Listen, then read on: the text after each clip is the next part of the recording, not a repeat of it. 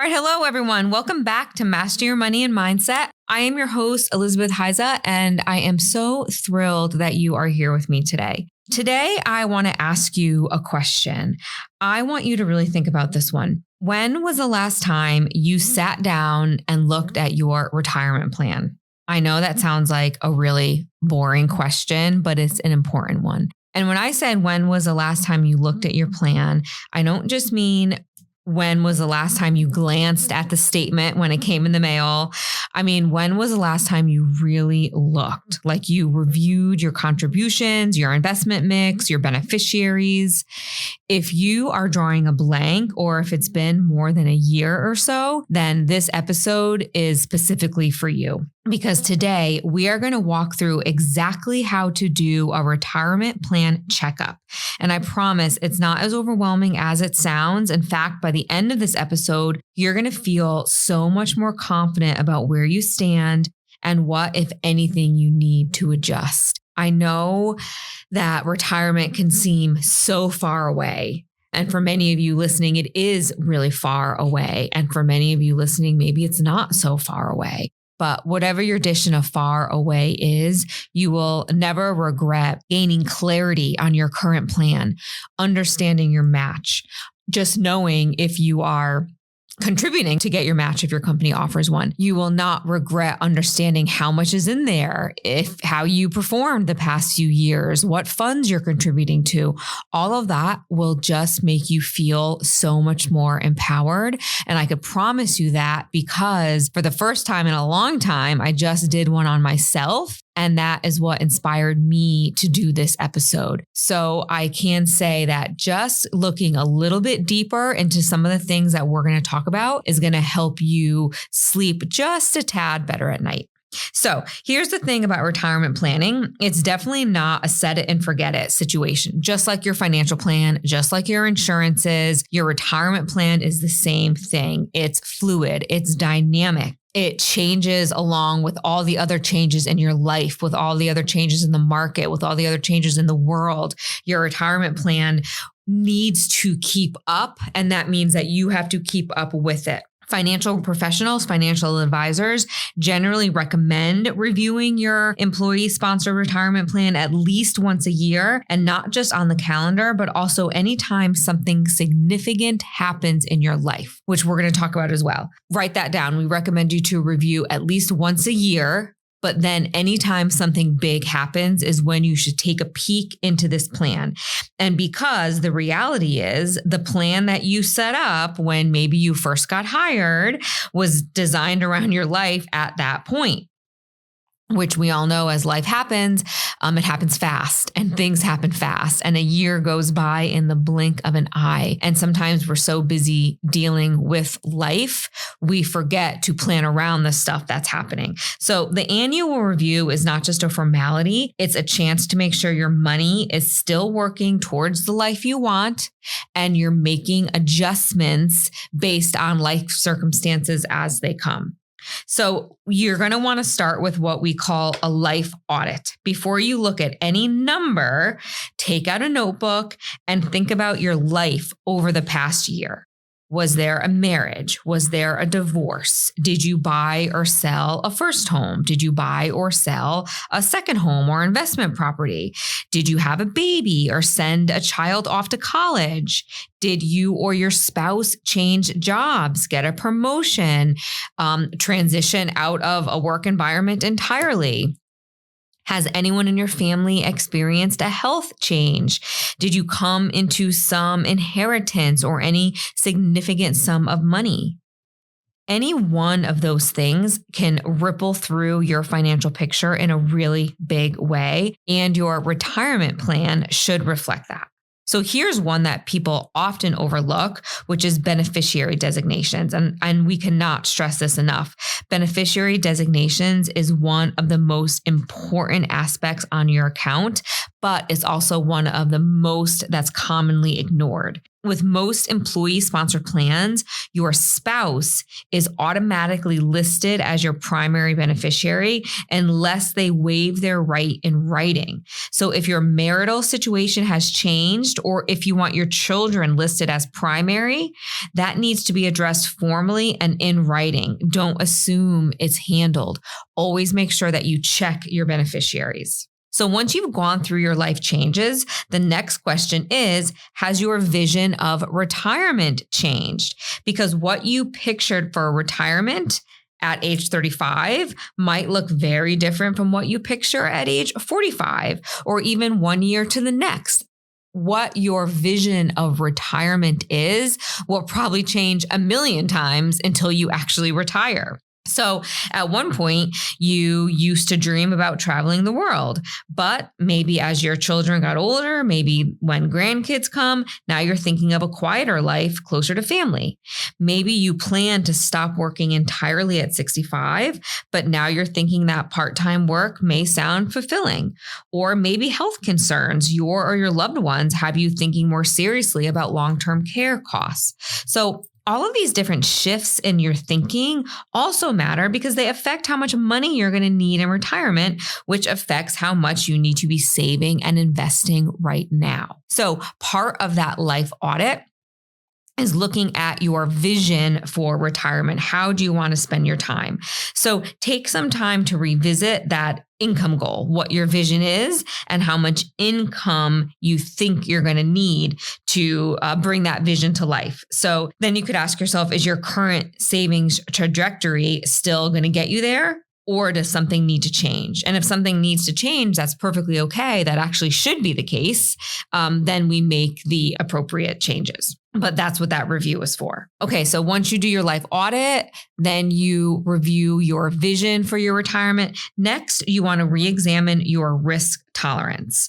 So risk tolerance, if you remember, we talk about this a lot on this show, is essentially how well you can stomach the ups and downs of the market while keeping your eye on the long-term game. So again, working in this industry, especially when markets are a little volatile, as they can be quite often, we get so many clients who are naturally worried about the money. If they need their money for next year and they see it go down in the market, that's a really unsettling feeling for a lot of people. And they're always calling us, naturally wanting to, move the money out as quickly as possible. And everyone's situation is different, but consulting your financial advisor in that moment is the very, very best thing you could do versus taking an action on your own. So the truth is that the risk is not static. It can change based on your age, your life circumstances, and truly just your emotional state. When you're younger, you are probably more risk tolerant than you are when you get a little bit older and closer to retirement. Some people are naturally more risk adverse than other people. Some people are more tolerant of risk than other people are. So there's no right answer. It's just a question you have to constantly ask yourself, which is, when the market gets volatile and the news starts talking about corrections and bear markets, is your first instinct to panic and sell? Or can you take a breath and stay the course? If market swings keep you up at night, that's really important information. It might mean that your current investment mix is more aggressive than you're actually comfortable with. And on the flip side, if you have decades until retirement and a lot of financial cushion, you might be in a position to take on more risk and pursue higher long-term returns, right? There's a lot of it depends in there, but that's always where you should work with a financial advisor. But going into a meeting with your advisor, you should be able to articulate what your risk tolerance is, and that will help them put together the very best recommendations for you. There are several questionnaires and tools out there that can help you assess your own risk tolerance if you're not sure. There are many retirement plans that have them built right in. They'll typically give you a profile, like it'll identify you as conservative, moderate, aggressive, and suggest an asset allocation to go with. They're definitely worth doing if you can't identify on your own. However, the best thing to do in every situation is to take those quiz, take those assessments, but then bring them back to your financial professional and let them help you. Okay. Next, we want to identify if your asset allocation is still on track. So here is where we get into the actual numbers. So the first three pieces of the checkup have nothing to do with your actual contributions or savings amount. Okay. We've just been in prep mode, but now we want to go to asset allocation. So asset allocation is simply how your money is divided among different types of investments. So stocks, bonds, cash, and so on. So what a lot of people don't realize is that even if you set a perfectly balanced allocation when you opened your account, the market has probably shifted without you doing a thing. So let's say you originally set your allocation at 75% stocks, 20% bonds, and 5% cash. If stocks had a strong year, you might now be sitting at 80% stocks without having moved a single dollar. That's a portfolio drift, and it's really normal. It means that you might be carrying more risk than you intended. But how do you fix it? So there are two approaches. The first is you're going to need to rebalance, selling some of the overweighted assets and moving those proceeds back to the underweighted ones until you hit your target again. The second one is a bit more gradual. It's directing your new contributions specifically into the underweighted areas until the balance is restored. That can maybe take a little longer, but it's a more gentle way to ease yourself back to your target without making big moves all at once. But either way, whichever way you choose to rebalance or redirect new contributions, the goal is the same. Make sure your investment mix still reflects where you are and where you're headed. Okay, the next part of the review often gets skipped as well, and that's reading your plan documents. And I know it's certainly not the most exciting. This is the part I hate the most, but it matters because your plans change. Features can get added. There may be opportunities sitting right there in your plan that you're not taking advantage of. So for example, your plan may offer a Roth account option. A Roth doesn't give you a tax break up front, but qualified withdrawals in retirement are completely tax-free. So depending on where you are in your career and what you expect your tax situation to look like down the road, that could be a very powerful tool. And if you don't read your plan documents, you may not even know that it's available to you. But also you want to take a look at your contribution rate. Are you contributing as much as you could be? Even bumping it up by just 1 or 2% can make a meaningful difference over time thanks to compound growth. It's such a beautiful thing. Most people barely notice that small change in their paycheck. And if you're 50 or older, make sure you know about catch-up contributions. The IRS allows people approaching retirement to contribute more than the standard annual limit. It's essentially a way to accelerate your savings in the home stretch. Special rules apply to certain plan types like 403Bs and 457s, but definitely check on your specific plans. So you have to review those plan documents. Those plan documents are phenomenal to take to your appointment with your financial advisor, and they can help you sort through them because sometimes they could be a bit overwhelming. All right, so let's bring it all together. A retirement plan review doesn't have to be complicated or time consuming, but it does need to happen at least once a year or any time your life changes in a big way. So as a recap, number 1, review any major life changes from the past year. Conduct your life audit. Right? Quite simply, make a list of any life changes. Number 2, check and update your beneficiary designations. Make sure they are what you want them to be. Number 3, reassess your retirement income goals. What is your vision of retirement now? 4, re-examine risk tolerance. Are you more adverse or are you more tolerant? Number 5, check your asset allocation and rebalance if needed. Number 6, explore any planned features you haven't used. And number 7, consider increasing your contribution rate. Nobody ever regrets saving more. And folks, a little maintenance goes a long way because honestly, just the act of looking at your plan sends a message to yourself that your future matters. And that's the mindset piece of all of this. If you're not sure where to start or you'd like a professional set of eyes on your plan, reach out to a qualified financial professional who can help you review your specific situation and make sure everything is aligned with your goals. If you don't have a financial professional or you're not currently working with us, reach out because we have a ton here at Barnum Financial Group who would be happy to help you. But until then, thank you so much for spending this time with me today. I hope you learned a thing or two. Like I said, I can promise you if you do what we discussed, you are going to feel just a little bit better and a little bit empowered. So if this episode was helpful, please share it with someone who may need a little nudge to check in on their plan.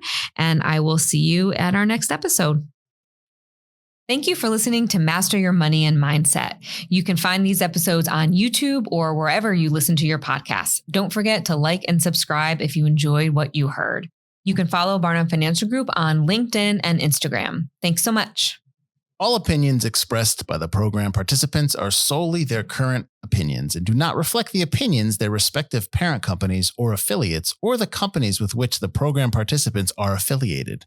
Investments or strategies mentioned in this program may not be suitable for you, and you should make your own independent decision regarding them. This material does not take into account your particular investment objectives, financial situation, or needs, and is not intended as recommendations appropriate for you. You should strongly consider seeking advice from your own investment advisor. Securities and investment advisory services offered through qualified registered representatives of MML Investor Services, LLC. Member SIPC, 6 Corporate Drive, Shelton, Connecticut, 06484, telephone number 203-513-6000.